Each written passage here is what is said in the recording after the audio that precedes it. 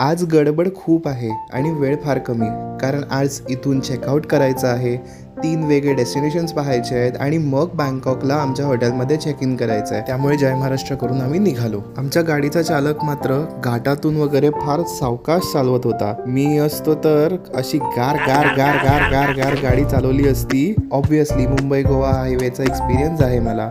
काही म्हणा, शहरं इकडची छान मेंटेन्ड आहेत. तेच बघत बघत आम्ही पोहोचलो जेम्स गॅलरीला.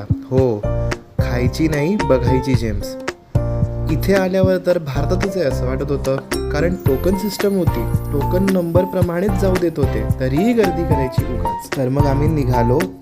जेम्स कसे बनतात आणि कसे ते एक्स्ट्रॅक्ट होतात जमिनीतनं, आणि मग त्याच्यावरती प्रक्रिया करून कसे ते लोकांपर्यंत पोहोचले जातात खरेदी करण्यासाठी, ह्याचा संपूर्ण त्याचा जे प्रवास आहे तो ह्या लोकांनी सुंदररित्या दाखवला होता या चलचित्रांच्या माध्यमातून. आधी आमच्या एरियातल्या सगळ्या गणपती मंडळांमध्ये गणपतीच्या बाजूला चलचित्र असायची. आता फक्त रंगाळी पथक चाळीतच राहिलेत. खरंच काय कमाल संस्कृती होती चलचित्रांची.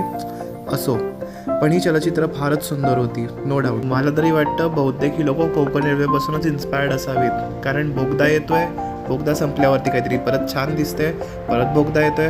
तर मग थोडंसं शॉपिंग केली इकडे हे सगळं बघून, आणि मग निघालो पुढच्या डेस्टिनेशनला. दुसऱ्या डेस्टिनेशनला जाताना रस्त्यात भूक लागलीच, त्यामुळे एका 7-11 शॉपमध्ये थांबून आम्ही हे काहीतरी एगलेस होतं ते घेतलं, कारण गुरुवार होता. तर मग हे घेतलं, थोडी फळं घेतली आणि आम्ही निघालो दुसऱ्या डेस्टिनेशनला. तर हा होता एपिसोड 7 थायलंड दौऱ्याचा, आणि पुढचा डेस्टिनेशन पुढच्या भागात. तोपर्यंत जय महाराष्ट्र.